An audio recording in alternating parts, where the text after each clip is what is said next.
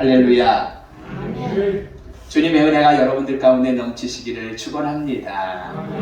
오늘 여러분들이 많이 못 오셨어요. 왜냐하면 코로나가 전 가족이 걸린 분들도 있고 또 다른 큰 귀한 일들이 있고 그래서 참여하지 못한 성도님들 계시지만 여러분들과 이렇게 함께 예배를 드리며 이 자리에 그래도 하나님은 임하셔서 역사하여 주실 줄로 믿습니다.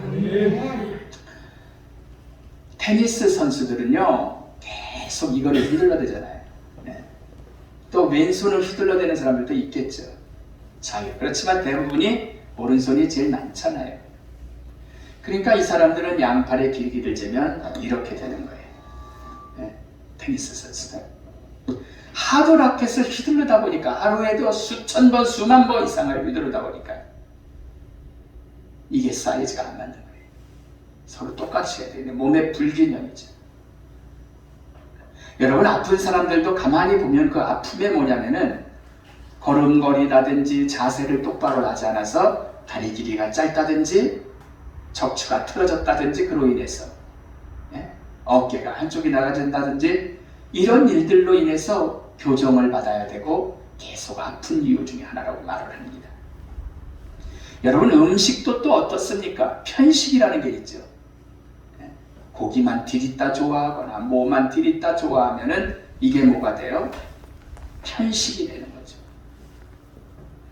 아픈 몸에 인간의 육신을 위해서는 음식을 골고루 먹어야 되는 거예요. 영양소가 다 다르기 때문이죠. 너무나 중요합니다. 그래야 건강해지는 거죠. 먹어도 편식하면 안 된다라는 말이죠. 그만큼 우리 건강에 있어서 이 균형이라는 것은 진정 중요한 줄로 믿습니다. 건강뿐 아니라 국가에서도 그래요. 가정에서도 그렇습니다. 모든 기계 설비 같은 데도 그렇습니다. 건축에서도 그래요. 균형을 갖는다는 것은 얼마나 중요한지 몰라요. 균형을 갖지 않으면 무너져 버리는 거예요. 그래서 오늘 제목을 제가 균형을 가지라 라는 제목으로 은혜를 나누고 있습니다. 여러분 배가 이용담 권사님이 잘 아실 거예요. 배를 타시고 세계를 다 돌아다니셨으니까요.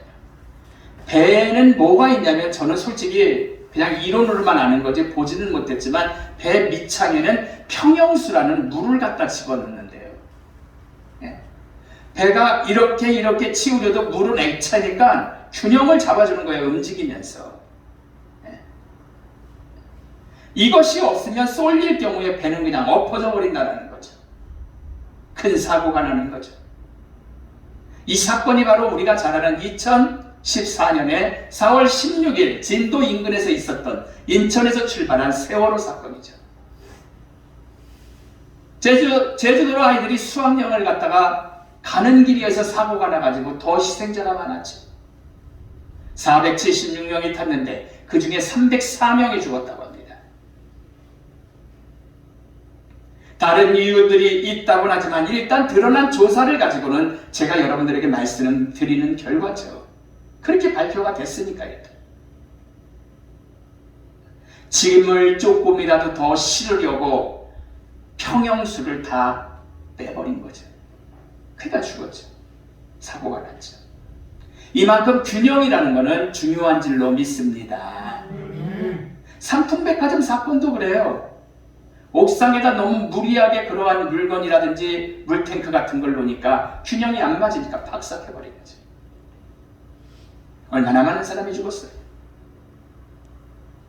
우리나라는 아직도 북한과 전쟁 중입니다.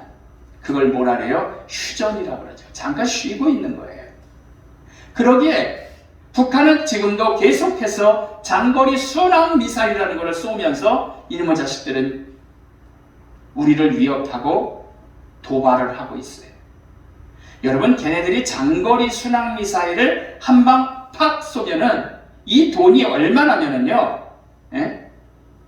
이 돈이 얼마나 비싸냐면은 자그만치 3천억 정도가 들어간다고 합니다. 3천원이 아니라 3천억이에요.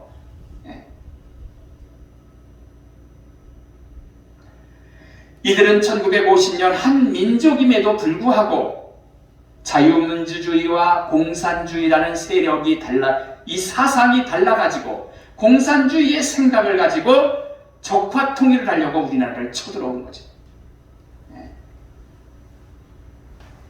엄청난 사람이 죽었습니다. 이로 인해서 분단의 비극이 있어서 아직까지도 이산가족이 있습니다.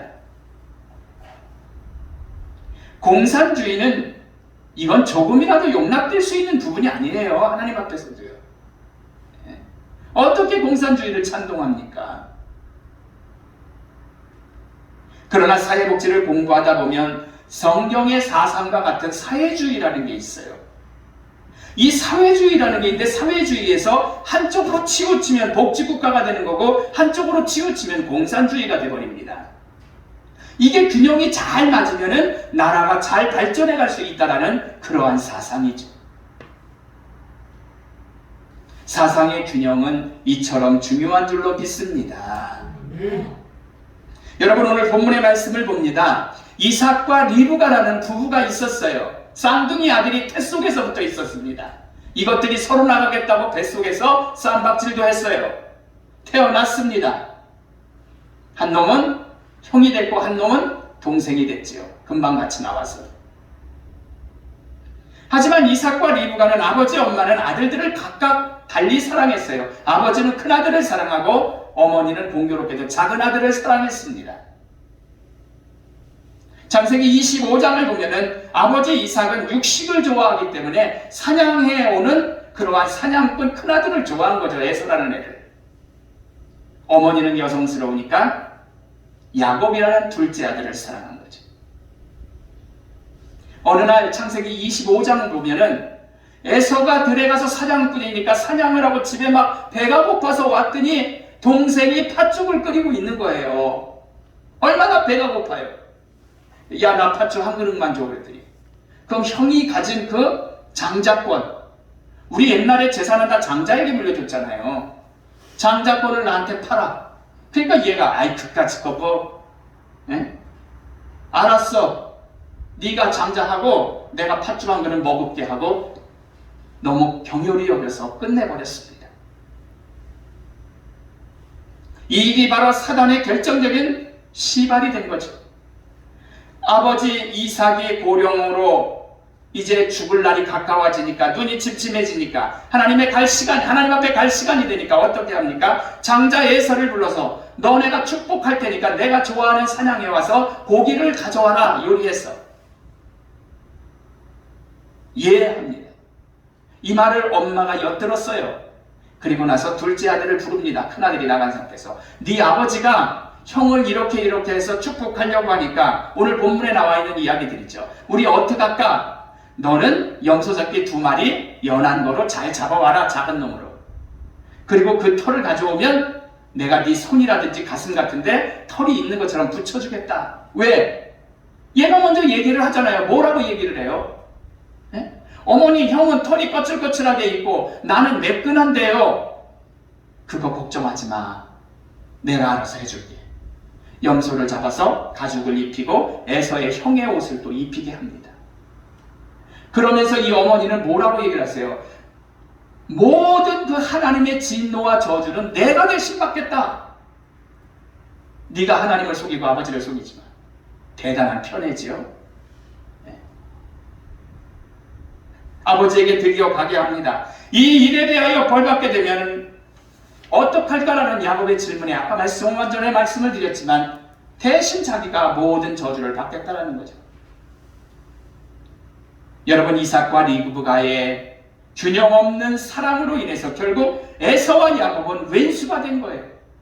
형제가.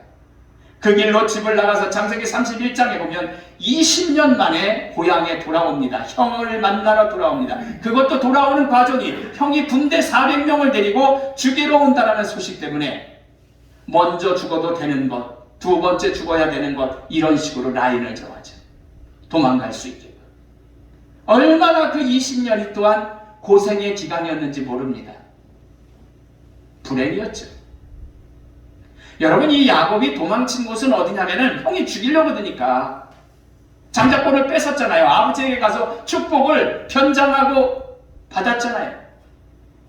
그러니까 이제 형이 죽인다고 날뛰니까 도망을 가는데 외삼촌네 집으로 가죠. 라반이라는 사람이 가요. 거기서도 엄청난 고생을 했죠. 결국 도망쳐 나오는 거잖아요. 네? 엄마와 아버지의 균형 없는 편애로 인해서 이 엄청난 결과를 가진 거예요. 외삼촌 집에서도 죽으라고 노동만 하고 노예 생활 비슷하게 일을 했죠. 그리고 도망쳐 나온 거죠. 여러분, 오늘 본문을 봤습니다. 우리가 세상을 살아가면서도 좋은 대학 나온 사람, 유명한 사람, 돈이 있는 사람, 높은 사람 등등등 이런 사람들과 일반 소시민과는 편애를 하는 경향들이 많이 있어요. 저 사람 교회에서도 그래요. 저 사람은 헌금을 얼만큼을 한대. 저 사람은 나이 먹었으니까 별로야. 중요하지 않아. 세상에 이런 게 어디 있어요? 네? 하나님은 천지를 창조하시고 우리 인간에게 모든 사람들에게 사랑을 골고루 베풀어 주셨거든요. 우리는 인간적으로 편애를 하고 사람을 차별할지는 몰라도 우리가 기억할 것은 주님은 그러지 않으신다라는 사실이에요. 할렐루야. 하나님이 천지 창조하셨잖아요. 그리고 절간의 스님께도 러시아의 못된 푸틴 대통령 같은 자에게도 산소와 공급을 주시어서 똑같이 누리고 살게 하시거든요. 푸틴의 욕심으로 전쟁이 발발했잖아요. 러시아 군인만 해도 사망자가 1만 명은 될 거라고 해요. 그냥 남의 나라 일이니까 별거 아닌 것 같은데 여러분들의 나이 드신 분들이 대부분 앉아 계시니까 여러분들이 사랑하는 아들이 전쟁 가서 죽었다라고 생각해 보세요. 다리 팔다리 하나 잘려봤다 와가지고 생각을 해보세요. 얼마나 기가 막힙니까? 네. 누구 때문에? 푸틴 때문에. 한 놈의 욕심 때문에. 러시아만 1만 명.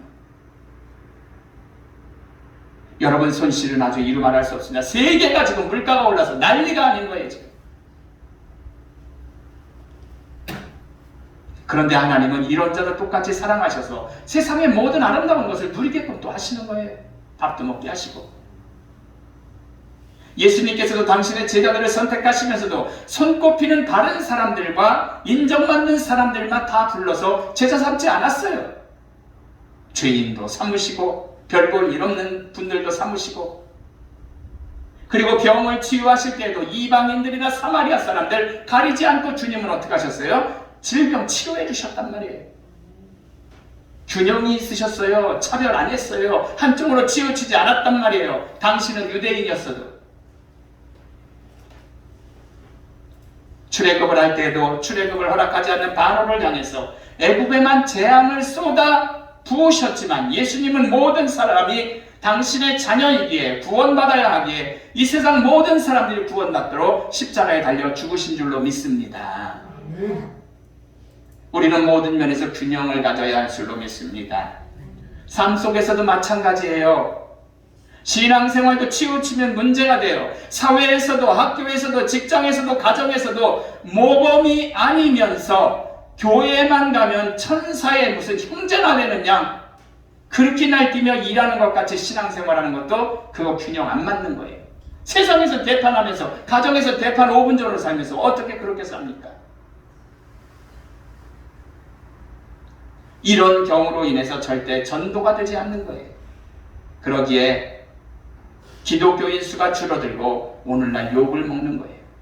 결론적으로 말씀을 드리고 마칩니다. 체조 경기를 보면 올림픽 같은 데 보면 이런 게 있겠어요. 시찬이는 알겠네. 평균대라는 게 있거든요.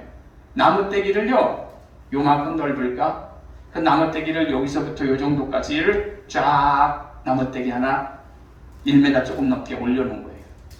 그러면 체조 선수 여자애들이 어떻게 해요? 고기를 팔짝 뒤로도 팔짝 넘고 빙 돌다가 밖으로 떨어지고 합니다. 평균 내 높이는 125cm, 길이는 5m, 여기서부터 여기까지 거의 가겠네요. 폭은 10cm네요. 훨씬 작게. 선수들은 90초간 그 좁은 평균대 위에서 뛰고 돌고 구르며 연기를 하는 거죠. 평균대 경기에서 가장 중요한 것은 뭐예요? 균형이죠, 균형. 신앙생활에서도 균형이 중요한 줄로 믿습니다. 하나님은 세상을 균형 있게 창조하셨어요. 낮과 밤, 땅과 바다, 식물과 동물을 창조하셨단 말이에요. 사람도 남자와 여자를 만드셨어요. 한 사람 안에도 육체가 있는가 하면 하나님과 교제할 수 있는 영도 주셨단 말이에요. 초대교회 영지주의의 이단들은 육은 더럽고 악한 거다, 영은 깨끗하고 좋다라고 했습니다. 그러나 균형 잡힌 신앙관이 아니라 잘못된 이론뿐이라는 것을 기억하시기를 바랍니다. 하나님은 우리의 영혼과 몸이 균형 잡힌 모습으로 보존되기를 원하시는 줄로 믿습니다. 기독교의 상징인 십자가는 균형의 중요성을 보여주고 있는 거예요.